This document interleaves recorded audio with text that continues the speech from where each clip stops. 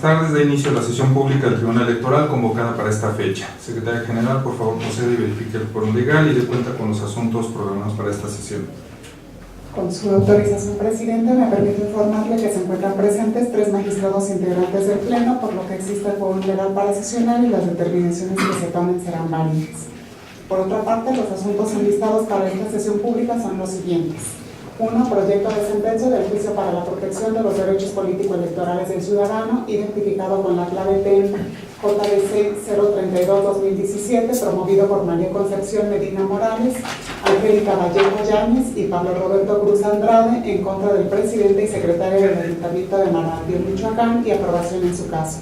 2. Proyecto de sentencia del recurso de apelación, identificado con la clave PEN RAP 006-2017, promovido por los partidos Acción Nacional y Verde Ecologista de México, en contra del Consejo General del Instituto Electoral de Michoacán, y aprobación en su caso.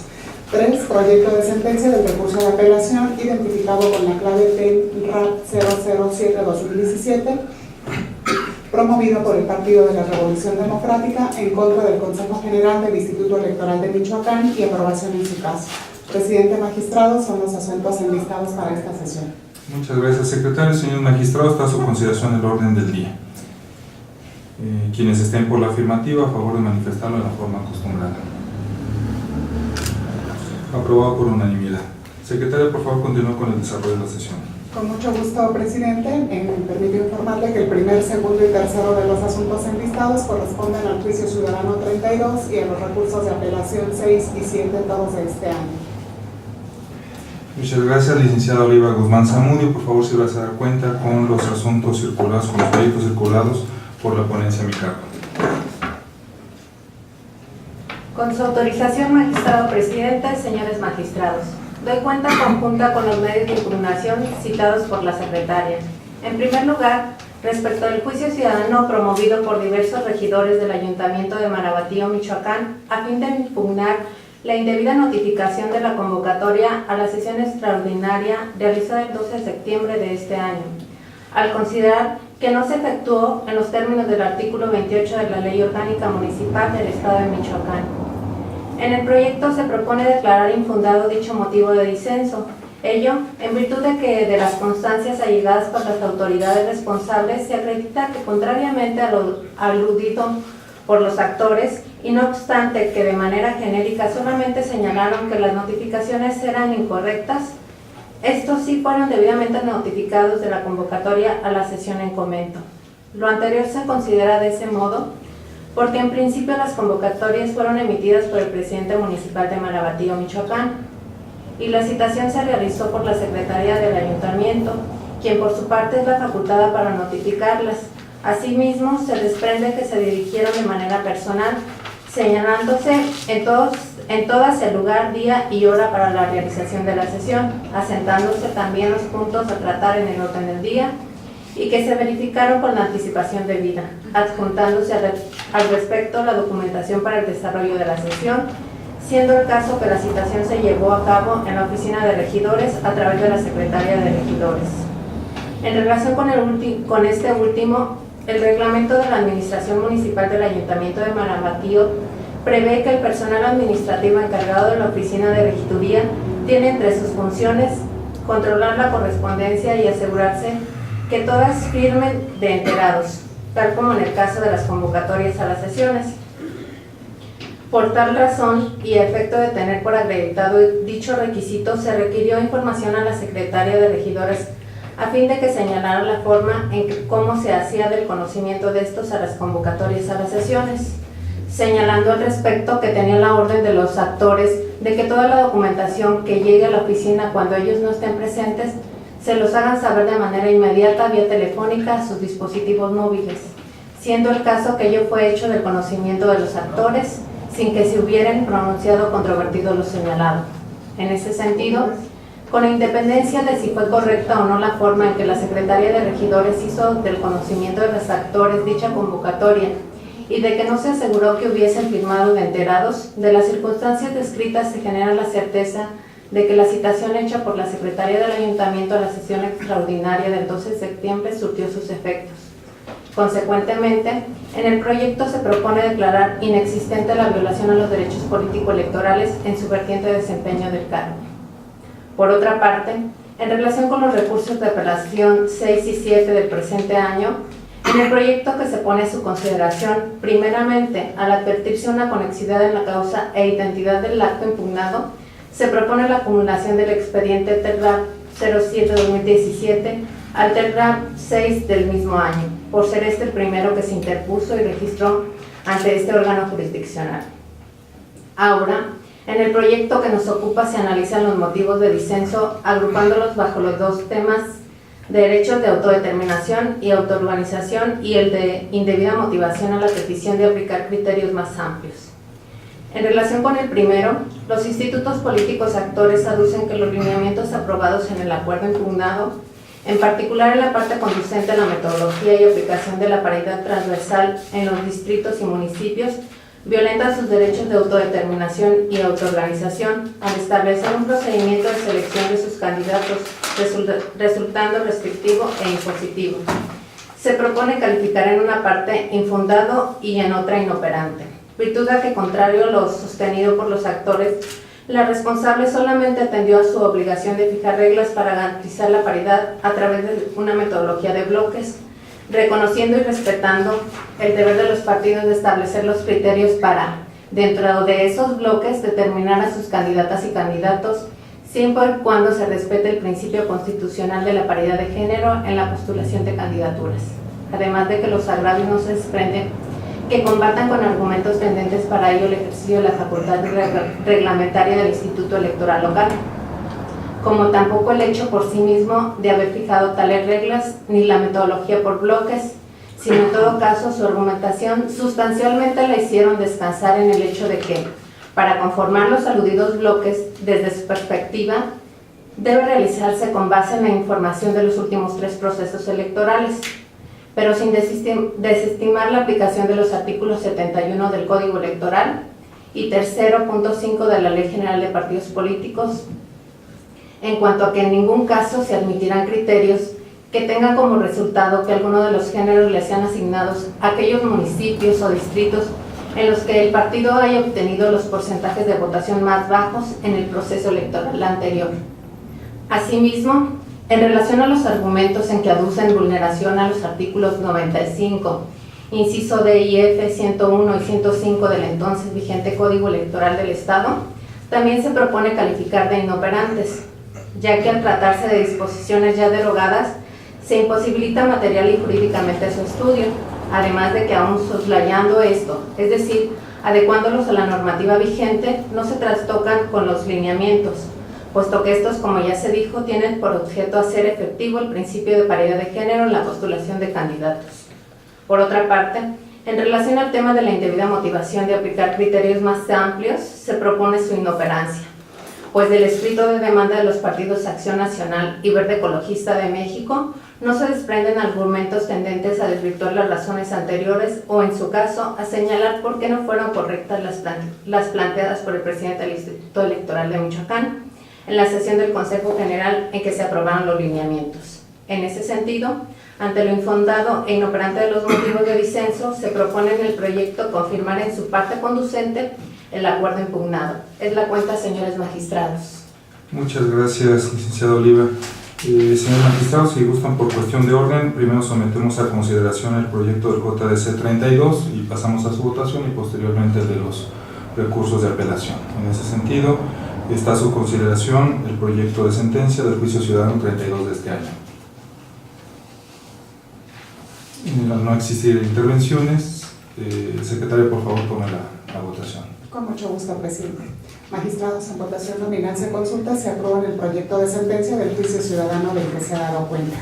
Magistrado José Reno Olivos Campos. A favor. Magistrado Homero Valdovinos Mercado. A favor. Magistrado presidente Ignacio Hurtado Gómez. Es nuestra consulta. Presidente, le informo que el proyecto de sentencia de este juicio ciudadano ha sido aprobado por unanimidad de votos. En consecuencia, en el Juicio Ciudadano para la Protección de los Derechos Político-Electorales número 32 de este año, el Pleno resuelve, primero, Es infundado el agravio hecho valer por los actores relativo a la indebida notificación personal de la convocatoria para la sesión extraordinaria de Cabildo, celebrada el 12 de septiembre del presente año por las razones expuestas en la sentencia. Segundo, en consecuencia se declara inexistente la violación al derecho político electoral de ser votado en su vertiente de desempeño del cargo respecto de los actores. Magistrados, está ahora a su consideración el proyecto de sentencia y los recursos de apelación señalados. Magistrado Mero, por favor. Yo me permito hacer unas observaciones. Si nos vamos en el proyecto, ahí está en la foja 5, que considero que coincide con el que tienen ustedes a la vista, que es donde estamos analizando los requisitos de procedibilidad. En el punto número 3 analizamos la legitimación y personería. Desde mi punto de vista solamente se analiza lo referente a la personería, pero no se dice nada de la legitimación. Entonces me parece que ahí es necesario hacer la acotación, tomando en cuenta que son los representantes de los partidos. Será mi primer observación ahí.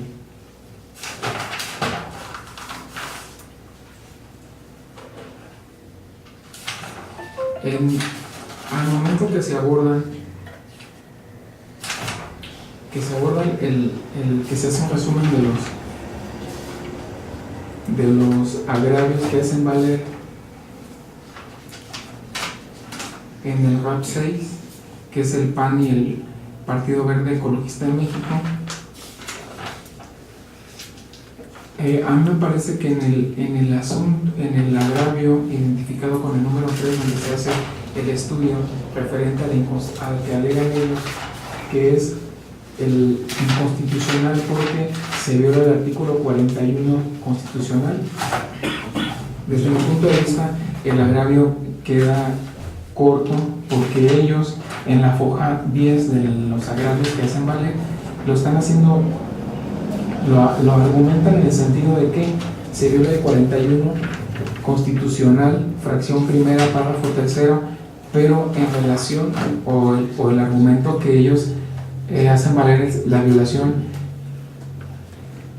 enfocada a impugnar el artículo 19.3 de los lineamientos, que incluso en la foja 11 es donde se está transcribiendo, y ellos están alegando. Entonces aquí nosotros en el agravio, desde el momento en que se está acotando la litis, bueno, si ya no introducimos lo referente al artículo 19.3 de los lineamientos, ya no nos va a dar para al momento que se está abordando el estudio, y desde ahí donde empiezo a advertir yo que hay una incongruencia. Si bien es cierto que en ese argumento hablan ellos respecto a las atribuciones para dirigir la rentabilidad, ese es el único punto que se toca, pero me parece que no es eso lo que se está analizando o impugnando.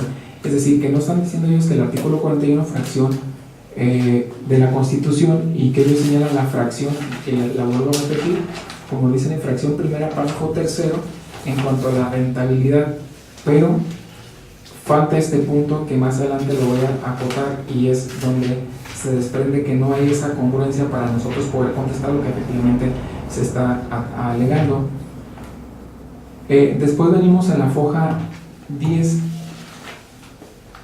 Ahí estamos resolviendo nosotros el otro RAP, que es el 7, que es el del Partido Revolución, el PRD, y estamos hablando, el tema toral de ellos es en el sentido de que tienen la libre decisión que tienen los partidos y procedimientos internos para la nominación o postulación interna de candidatos que les otorga el artículo 3.4, y es el tema referente a la paridad de género. En el punto número 2, ellos alegan que el numeral 19 de los lineamientos vulnera la determinación de los partidos al establecer la selección de los candidatos, limitándolo a considerar solo un proceso electoral, que desde mi punto de vista ese es el punto toral en el que descansa el agravio que hacen valer ellos. Nosotros aquí se trata de hacer cuando abordan la metodología de estudio y se hace cómo se va a abordar el estudio de los agravios, me parece que no hay necesidad. Sin embargo, eso no me causa ninguna descontrol, por decirlo de una forma, para que pudiera ser suprimido. Si se suprimiera, quedaría mucho mejor, porque entraríamos, sobre todo porque ya cuando se viene al estudio del fondo del asunto, nosotros empezamos con la autodeterminación y autoorganización, y en segundo término, que esto lo hacen descansar en cuanto a que son ellos, consideran que deben ser varios procesos electorales, no solamente uno, como se dijo en los lineamientos impugnados. Luego se precisa la violación del artículo 41, que es el que ya en su momento yo estaba analizando, que, insisto, falta acotarlo en cuanto al artículo 19, punto número 3 de los lineamientos, que lo hacen descansar en cuanto a la rentabilidad. A mí me parece que tiene que ir primero el estudio del artículo 41, porque si ellos están alegando que se viola el artículo 41 de la Constitución, sí, tiene que ser en primer orden ese estudio. ¿Por qué? Porque de ser fundado sería suficiente para efectos de que cae lo demás. Si un acto estaba emitido en contra de una disposición constitucional, le trae mayor beneficio, y eso creo que no hay duda. Entonces ahí, desde mi punto de vista, sería el cambio a la inversa. Los agravios se califican de infundados, y aquí es donde venimos, porque aun cuando se aborda o se introduce el artículo 41, ya aquí fracción primera, párrafo tercero de la Constitución, que podría quedar salvado por el hecho de que aun y cuando se anticipa o como se enuncia el agravio, no se enuncia primero el artículo 41, bueno, sin embargo se hace el estudio, pero después citamos aquí nosotros un precedente de la Suprema Corte de Justicia de la Nación, que es una acción de inconstitucionalidad 85 de 2009, resuelta en el año 2010, y nosotros venimos haciendo aquí un desglose de lo que a criterio del magistrado ponente se advierte de esa ejecutoria. Sin embargo, en la foja 14 nosotros estamos haciendo una transcripción, y de esa transcripción a mí me parece que no refleja lo que más adelante se dice, que incluso aquí se pone con negrillas la foja 14 para que si quieren acompañarme en la lectura donde yo voy. Sí es cierto que la Suprema Corte aquí dice, tanto en su artículo 41 como en el 116, que las autoridades electorales podrán intervenir en la vida interna de los partidos políticos, estableciendo como condición para ello que esa intrusión esté expresamente prevista en la ley.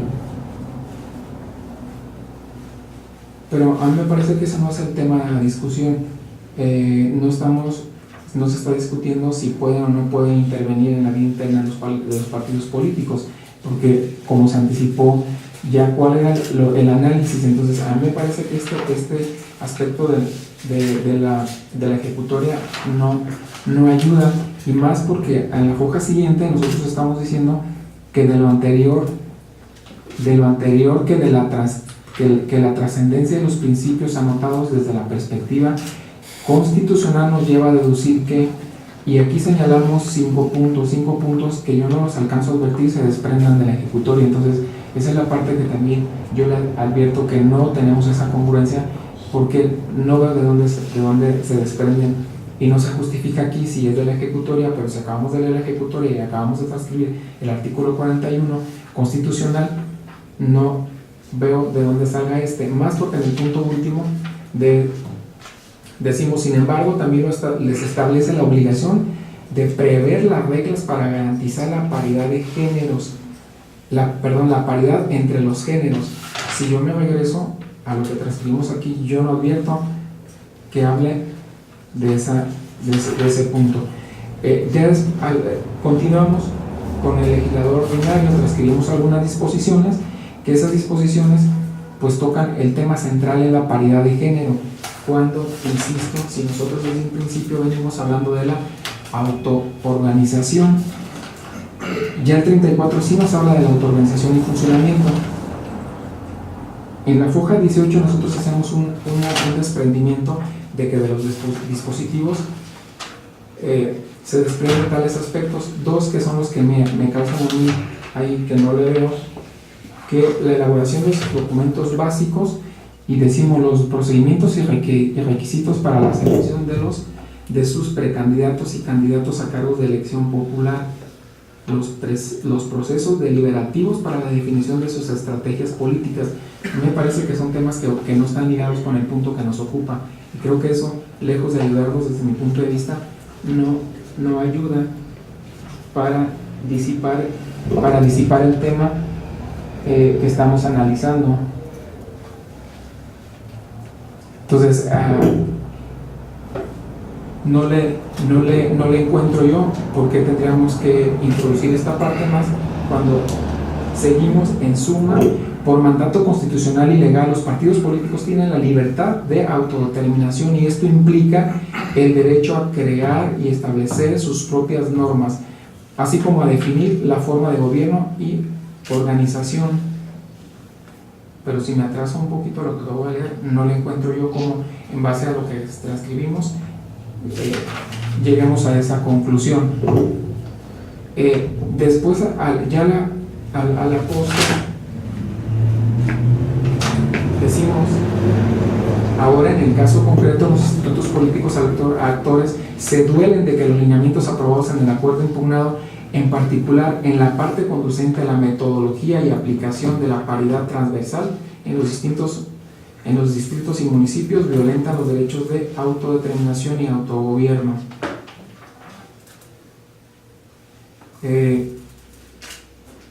Ya aquí estamos entrando a otro tema, pero me parece que el anterior no ha quedado totalmente esclarecido. Así las cosas, lo infundado de sus argumentos estriba en que los lineamientos aprobados en la parte conducente que aquí se impugna no implican una intromisión o vulneración a sus derechos de autodeterminación y autoorganización de los institutos políticos, y tal y como a continuación se expone. Y decimos, en efecto, la autoridad responsable al emitir el acuerdo impugnado consideró en lo que aquí interesa lo siguiente, y estamos transcribiendo parte de lo que resolvió la autoridad responsable. A la postre, en la foja 23, transcribimos los artículos que son de los que se están impugnando, y hacemos esa transcripción. En la foja 28, a mi criterio, entiendo que se empieza ya a hacer el estudio. Como se puede advertir de lo anterior, tenemos que los lineamientos emitidos por la autoridad responsable se realizaron en cumplimiento a su obligación de garantizar los derechos humanos, así como de generar condiciones de igualdad, por lo que en ejercicio de su facultad reglamentaria era necesario emitir lineamientos que marcaran la pauta para cumplir con el principio de paridad de género, siendo que la sola precisión de derechos es insuficiente, por lo que se vuelve necesario garantizarlos estructuralmente.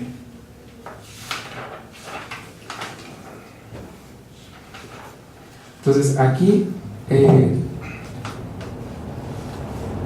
me parece que, de acuerdo a lo que ellos están invocando, insisto, esta parte no le siento yo que sea lo toral para sostener el argumento y darle respuesta al infundado que estamos planteando en el proyecto, sobre todo cuando nosotros decimos en otra parte, asimismo, a través de la metodología desarrollada en los referidos lineamientos, se puede advertir que con esta se busca garantizar el cumplimiento del mandato constitucional y convencional de la paridad de género, para lo cual además, como refiere el artículo 1 del lineamiento, regula de manera enunciativa más no limitativa la aplicación de los criterios a ese respecto. Tan es así que el numeral 6, si bien impone a los institutos políticos la obligación de no destinar exclusivamente un solo género a los distritos o municipios que obtuvieron los porcentajes de votación más bajos, y en el 7º garantizar los principios de paridad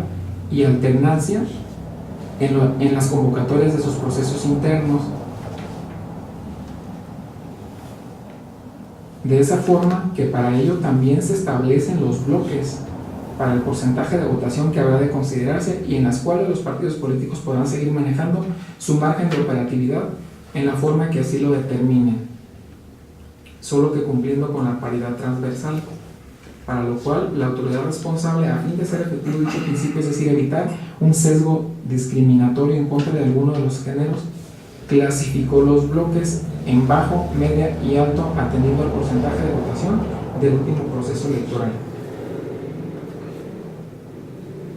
Pero a mí me parece que aquí estamos involucrando varios aspectos, los cuales desde mi punto de vista tendrían que haberse agarrado y analizado de uno por uno, porque son temas que ellos están involucrando y son parte de los argumentos que hacen valer, sobre todo porque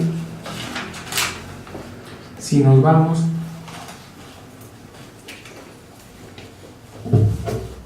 sobre todo porque aquí ya nos estamos anticipando nosotros, como se dice aquí en una parte del proyecto, cuando se habla, ellos hablan de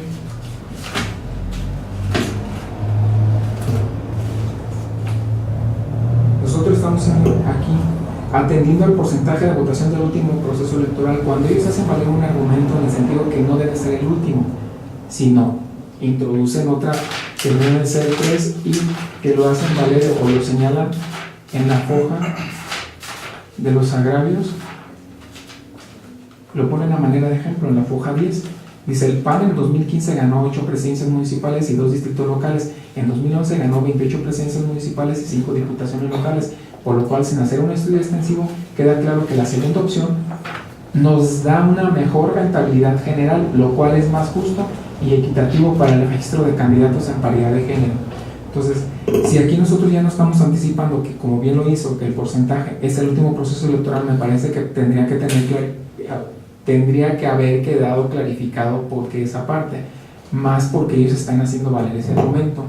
Entonces, esa es, desde mi punto de vista, debió haberse atendido, o aquí mismo contestarle, como ellos dicen. Si nosotros estamos diciendo que fue atendido en esa parte, bueno, entonces para que existe esa congruencia, ahí decir, por lo tanto no te existe la razón cuando tú solicitas que debe ser en ese sentido, es decir, que sean los últimos 3, o como le queramos llamar, creo que sí se maneja en el proyecto de los 3 anteriores procesos electorales.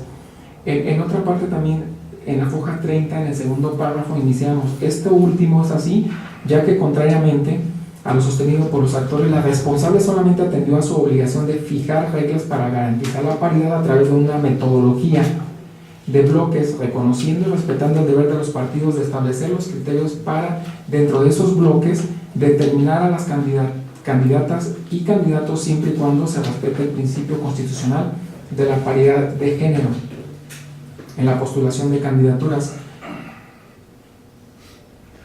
Aquí me parece, bueno, obviamente estamos contestando porque decimos esto último sí, ya que contrariamente a lo sostenido. Sin embargo, aquí en cuanto a la metodología, en la hoja 31, nosotros más adelante decimos, hablamos sobre el tema de la metodología, que ahorita voy, porque sigo la 30, esto es: el instituto fijó reglas para conformación de bloques, pero en ningún momento estableció de qué forma se seleccionarían candidatas y candidatos. A mí me parece que esta parte no tiene razón de ser, porque no, a mi juicio, no ayuda, porque no fue tema de litis. Además, no escapa para este tribunal el hecho de que, si bien los actores aducen la vulneración a sus derechos de autoorganización y autodeterminación en el marco de la configuración de lineamientos que permitan garantizar la paridad de género, también lo es que no combaten argumentos tendentes para ello el ejercicio de la facultad reglamentaria del instituto, como tampoco el hecho por sí mismo de haber fijado tales reglas, ni la metodología por bloques, sino en todo caso su argumentación sustancialmente la hacen descansar en el hecho de que, para conformar los aludidos bloques desde su perspectiva, debe realizarse con base en información de los últimos 3 procesos electorales.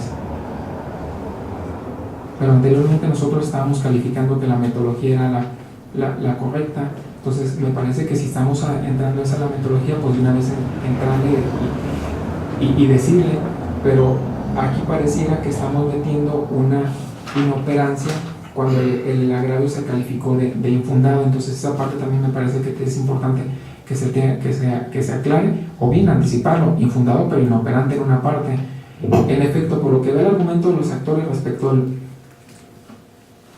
al que con lo señalado por el artículo 19.1 y 3 de los lineamientos, en el sentido de que los bloques que se conformen atendiendo al porcentaje de la votación obtenida en el último proceso, les resulta una norma limitativa de su derecho de autodeterminación y autoorganización. Ciertamente, como lo señala la responsable en el acuerdo impugnado, el hecho de considerar el último proceso electoral obedeció en principio en razón de que en los años 2007 y 2011, fechas en que se desarrollaron los procesos electorales anteriores al último que habría de considerarse, se contemplaba las coaliciones que fueran aprobadas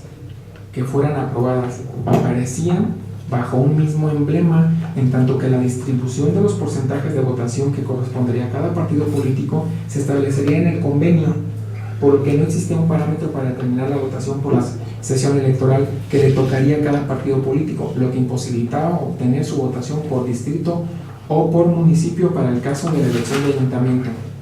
Asimismo, consideró a su vez el porcentaje de votación de la última elección, atendiendo a lo establecido en los artículos 3, apartado 5 de la Ley General de Partidos Políticos y 71 del Código Electoral. Y aquí es donde nosotros decimos que de esa manera la autoridad justificó la razón por la cual estimó que en la metodología para integrar los bloques de distribución para la paridad transversal, que debía ser atendiendo al porcentaje de la votación del último proceso electoral, pues de otra forma, tanto material como legalmente, no podría darse. A mí me parece que, insisto, estos temas son importantes y son los argumentos totales en los que descansan los agravios que hacen valer los actores, y por eso considero que deben de separarse. Si estamos metiendo aquí que contemplaba coaliciones, que el convenio, bueno, explicarlo, pero de una forma que sea congruente con lo que se está alegando en el motivo de disenso. Y aquí es donde yo anticipaba anteriormente la inoperancia. Sin embargo, los actores no controvierten en ningún momento lo razonado por la autoridad responsable, pues se limitan a indicar que, tomando en cuenta los últimos 3 procesos electorales, mejora su rentabilidad, lo cual efectivamente en la hoja 10 de los agravios así lo dicen, sin hacer mayor referencia del por qué con ellos se les perjudica.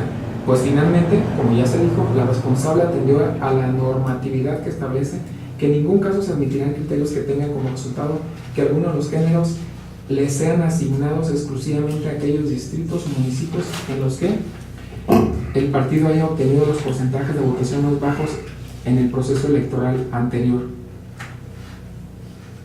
Yo la verdad en los lineamientos no encontré alguna justificación en ese sentido, por eso insisto que creo que aquí o lo anunciamos como inoperante, que me parece que sí es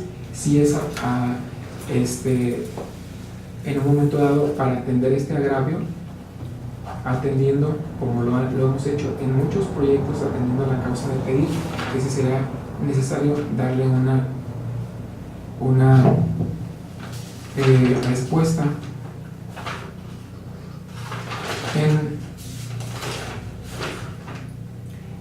Yo aquí en otra parte, me voy a adelantar hasta la hoja 38 por si me quieren acompañar. Los actores hacen valer un argumento en el sentido de que no se razonó lo que ellos alegaron, y nosotros en el agravio, al momento de abordarlo, decimos en ese sentido se hace evidente la contestación de la autoridad en relación a los puntos que se plantearon en sus escritos, los puntos que, si no me equivoco, están en la hoja 9, y ahí se transcriben los puntos que dicen nosotros alegamos esto y no se nos contesta nada. Y la respuesta que damos nosotros, además de la demanda planteada por el PAN y el Partido Verde, no se desprenden argumentos tendentes a desvirtuar las razones anteriores o en su caso señalar por qué no fueron correctas. Esto es, asumiendo que en relación a los puntos tales y tales, por lo que es dice, en relación a los puntos 4, 5 y 6, el presidente les concede la razón, por lo que no les irroga perjuicio. En el caso de los restantes puntos 1 al 3, no combaten el argumento de la autoridad. Pero a mí me parece que nosotros anticipamos ese agravio y decimos que no argumentó ni motivó de manera correcta. Cuando ellos hablan solamente de un razonamiento en cuanto a que ellos hacen este tipo de peticiones, y el presidente, que incluso aquí se transcribe una parte, o la parte, a mí me parece que no es congruente con lo que ellos están pidiendo, lo que se les está contestando. Simplemente les dicen no tienen la razón, pero ellos hablan de un razonamiento. Entonces, en todo caso, el argumento tendría que ser en el sentido de que sí se les contestó, de que sí se razonó, porque consideraba el presidente debe ser en ese sentido la razón que daba para no, en un momento dado, no atender para no atenderles sus pretensión que hicieron valer ellos en el sentido que lo plantearon. Eso sería cuanto. Gracias. Muchas gracias, magistrado Homero. ¿Alguien más gusta tomar? ¿Se usa la palabra? ¿No? Bueno, de antemano pido una disculpa porque seguramente voy a abusar un poquito de su tiempo. Respeto mucho las observaciones del magistrado Homero, sin embargo muchas de ellas no las comparto. Yo el proyecto lo mantengo prácticamente en sus términos, como se está planteando. Y para poder dar un poco contestación a los planteamientos que se han hecho, yo creo que me resulta y me da mayor rendimiento el explicar qué fue lo que se hizo en el proyecto y ir razonando un poco cuál fue la lógica de este proyecto. Y por eso, insisto, les pido una disculpa si abuso un poquito de su tiempo. De entrada, estamos frente a un tema de gran calado que todos sabemos fue incorporado en la reforma del 2014 constitucional, político-electoral, mediante la cual se dio respuesta a una larga lucha en la cual varias mujeres exigieron el tema de la paridad de género. Una lucha que en muchos momentos fue definida por los propios tribunales electorales. Estos tribunales, particularmente la Sala Superior, a partir de diversas resoluciones y de la doctrina judicial que fue generando jurisprudencia, en su momento fue planteando aspectos que llevaron de manera progresiva a ir abriendo un mayor espacio para la participación de las mujeres en la vida política en nuestro país. El punto culminante efectivamente fue el tema de la paridad de género, reconocido en el artículo 41 de la propia Constitución.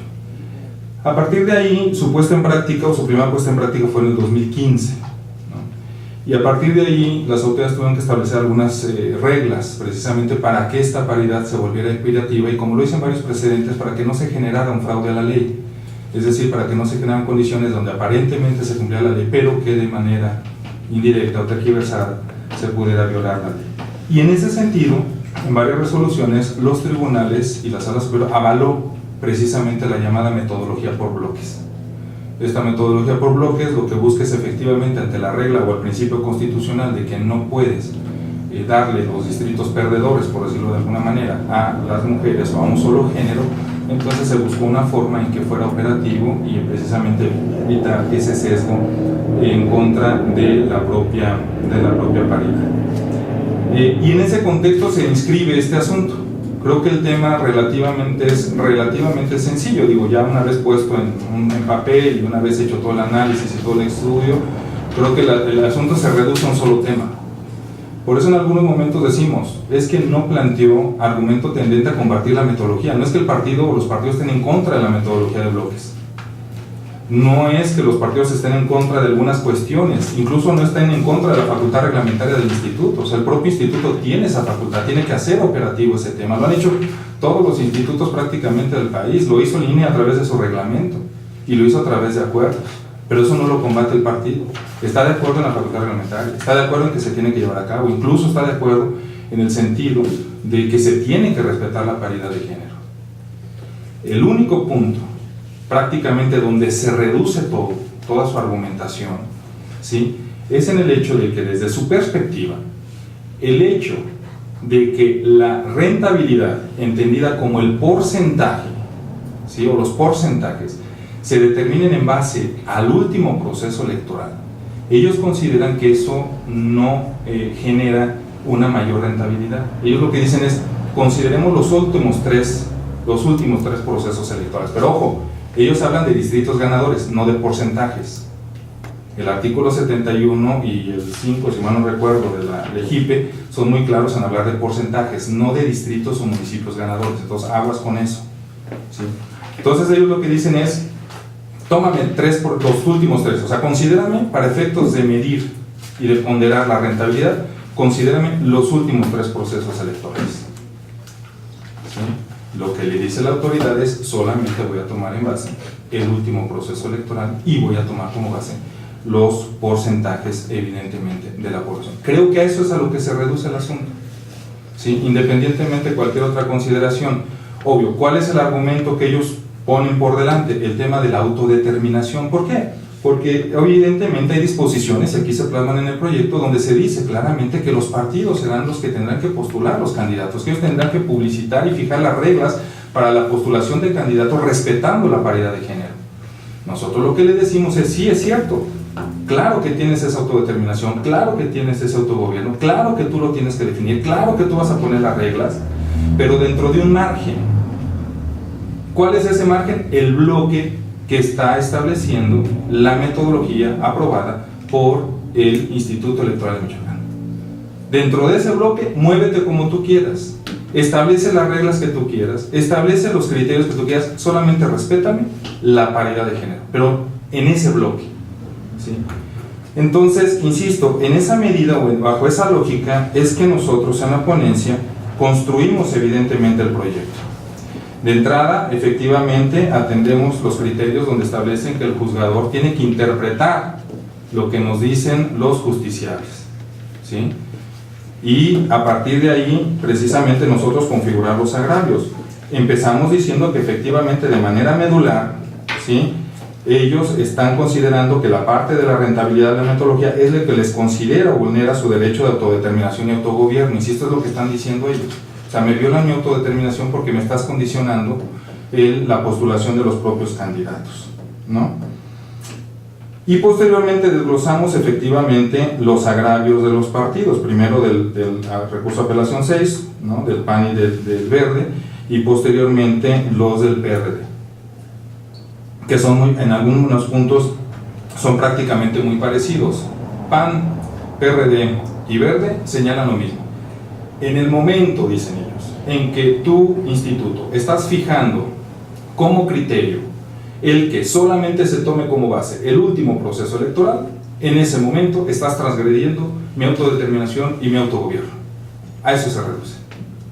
¿Qué es lo que dice en su momento adicionalmente el Verde y el PAN? Que es el segundo agravio, donde efectivamente nosotros declaramos algunas inoperancias. Ahorita digo por qué.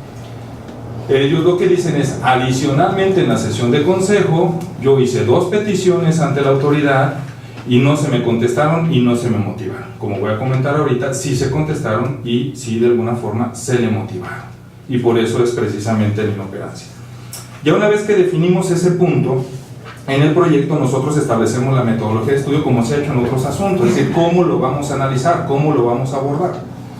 Se ha hecho en otros asuntos porque tenemos que distinguir, incluso lo hemos dicho, en agravios formales, procesales y todo ese tipo de cosas. Aquí no se da la situación, sin embargo decimos, bueno, vamos a atender estos temas. Y entonces ahí nosotros, con base en varios criterios, y como lo ha hecho este tribunal, agrupamos los agravios. Y entonces definimos prácticamente 2 temas de estudio. El primero, que tiene que ver con la autodeterminación del autogobierno, y el tema de la paridad, que insisto, creo que es uno de los temas centrales, o el tema central. Y el segundo agravio, que es el que tiene que ver con la contestación a los escritos petitorios de los partidos durante la sesión de consejo donde se aprobó el acuerdo impugnado. Empezamos con el primero de los estudios, que denominamos autodeterminación y autoorganización. Y iniciamos, obvio, adelantando que efectivamente se considera infundado, y para ello consideramos importante establecer una premisa normativa, como ordinariamente se hace, en la cual establezcamos un poco los alcances y los límites de lo que es la autodeterminación y autogobierno, ¿sí? Porque como lo ha dicho también la Corte, y por eso incluso en algún momento se cita, no es un tema absoluto. O sea, el hecho de que un partido político venga y nos argumente autodeterminación no quiere decir que sea un principio absoluto, una regla absoluta que se tenga que tomar tal cual y a pie juntillas. En ese sentido, decimos, la misma Constitución establece, y claro, la Constitución dice que las autoridades solamente podrán intervenir en los asuntos internos de los partidos. artículo 41. Luego, ciertamente, tomamos como base lo que dice la Suprema Corte de Justicia de la Nación en la acción inconstitucional 85-2009, y ahí decimos que se ha pronunciado en que en la protección de los partidos políticos en su vida interna debe de garantizarse ciertos aspectos, y entonces usamos un sistema de selección de funcionarios y algunas cuestiones en ese sentido. En ese sentido, decimos, el máximo tribunal estableció, ¿no?, que es conveniente dejar de manifiesto que la Constitución establece esta garantía, pero no es ilimitada. O sea, para nosotros es importante decir, no es absoluto este tema, tiene sus matices, y es donde va a entrar el tema de la paridad. De lo anterior, que la trascendencia de los principios nos llevan a deducir algunas cuestiones relacionadas con este tema. Y efectivamente, después vamos con el legislador ordinario, citamos el artículo 3 de la ley de partidos, en donde se habla también del tema de la autodeterminación, algunos otros artículos, y de ellos extraemos ciertamente varios aspectos, pero particularmente el tema de que en la selección ellos tendrán que definir los procedimientos y requisitos para la selección a cargos de elección, ¿no? Posteriormente señalamos, y esto también creo que es importante, lo que dijo la autoridad. O sea, lo que dijo la autoridad no se circunscribe nada más a los lineamientos. Nosotros consideramos que es importante toda la parte considerativa del acuerdo, es decir, porque al final de cuentas ahí la autoridad está dando las razones de por qué está tomando determinadas decisiones en ese sentido, ¿no? Y por ejemplo, y eso es importante, ahí después más adelante hacemos una especie de sinopsis, de resumen de lo que dijo la autoridad, retomando desde la parte considerativa, no solamente la parte normativa, y donde decimos que, bueno, que al final de cuentas la autoridad, la emisión de los lineamientos lo hizo en cumplimiento a su obligación de garantizar los derechos humanos, como lo dicen ellos, así como generar condiciones de igualdad, que es una obligación en base al primero, por lo que en ejercicio de su facultad reglamentaria, dice, era necesario emitir lineamientos que marcaran la pauta para cumplir con el principio de paridad de género. Insisto, esa parte no la controló el partido, él reconoció que tenía que hacerlo la propia autoridad, siendo la sola precisión de derechos insuficiente. O sea, no basta con que se diga, hay que hacerlo operativo, y para eso son los lineamientos, por lo que se vuelve necesario garantizarlos estructuralmente. Y en ese sentido, dijo el propio instituto, los criterios en su momento adoptados por el INE eran retomables e importantes para configurar los lineamientos, que son criterios muy parecidos a los emitidos incluso en el 2014. Máxime la experiencia que ya habían tenido en el proceso electoral pasado, es decir, ya en el proceso pasado entraron en aplicación de estos criterios, fueron operativos, funcionaron. Entonces dijo el instituto, bueno, ¿por qué no habré de repetir esos criterios que ya puso a prueba el INE? ¿No? Pero eso lo razonó, por lo que la metodología de bloques en base a la votación del último proceso se puede atender y es observable, ¿no? Por tanto, tales lineamientos fueron la finalidad de hacer operativo y dar efectividad al principio de paridad, sin que ello vulnere o implique no respetar la vida interna de los partidos políticos, ante la cual cada partido, y así lo dice la autoridad, ¿no?, palabras más, palabras menos, al inicio del proceso deberá establecer reglas y procedimientos en los que el mismo partido determinará criterios para garantizar la paridad, reconociéndoles con ello la libertad para definir su organización interna, entre ellos precisamente establecer esos mecanismos de selección, ¿no? Entonces, a través de esta metodología, nosotros decimos que se está cumpliendo, obviamente, con esta obligación que tiene la autoridad, insisto, de hacer operativos y de garantizar también el tema de la paridad y de la alternancia, ¿no? Vienen algunos argumentos, también yo sí pedí disculpas por no abusar, pero tampoco crean que quiero abusar tanto. Sí vienen después algunos argumentos tratando de apuntalar este tema de la propia paridad. Y en algún momento decimos, no escapa a este tribunal el hecho de que si bien los actores aducen la vulneración a sus derechos, en el marco de la configuración de los lineamientos, también los que no combaten, como decíamos, los argumentos tendientes a para ello ejercer o el ejercicio de la facultad reglamentaria del propio instituto, ni la metodología, ni nada. Insisto, todo se centra al tema de o tomamos en cuenta el último proceso o tomamos los otros tres. Así es el asunto, ¿sí? El partido dice que se tomen los otros tres, la autoridad tomó la decisión de que fuera el último proceso electoral. Insisto, creo que a eso se reduce todo, ¿no? Y obviamente nosotros le decimos aquí y lo que les estamos proponiendo a ustedes, señores magistrados, es que en base al artículo 3, apartado 5 de la Ley General de Partidos Políticos y 71 del Código Electoral, y si me permiten lo leo muy rápidamente, dice: en ningún caso se admitirán criterios que tengan como resultado que alguno de los géneros les sean asignados exclusivamente a aquellos distritos en los que el partido haya obtenido los porcentajes de votación más bajos en el proceso electoral anterior. Porcentajes de votación, proceso electoral anterior. Y de alguna manera nosotros aquí razonamos, ¿no?, que efectivamente el planteamiento que está haciendo el Partido Acción Nacional es en relación a distritos ganadores y municipios ganadores. Incluso cuando ellos plantean el ejemplo, porque ponen un ejemplo en su demanda, hacen referencia a municipios ganadores. La ley habla de porcentajes de votación, ¿no? Y la ley creo que es clara en el sentido de decir que es en función al último proceso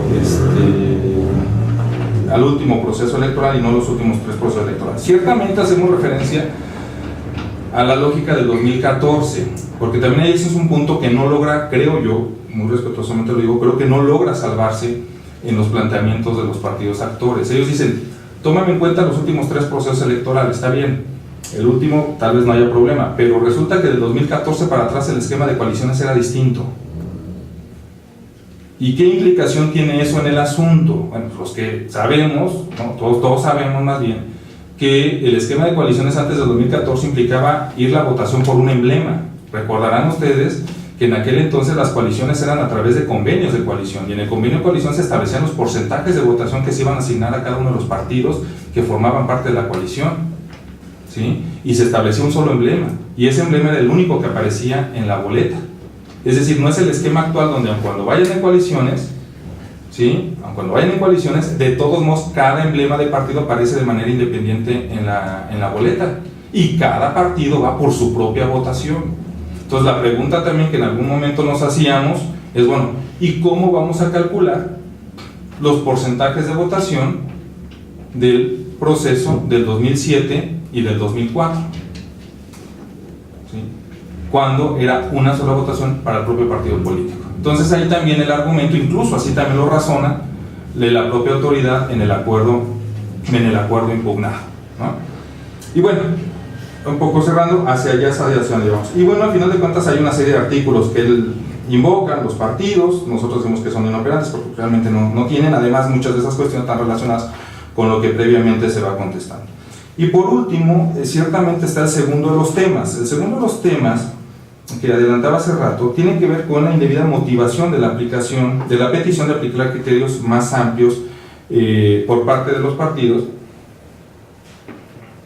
durante la sesión de consejo. Ellos plantearon 6 temas y ahorita digo por qué fueron inoperantes desde nuevo, por qué proponemos que se declaren inoperantes.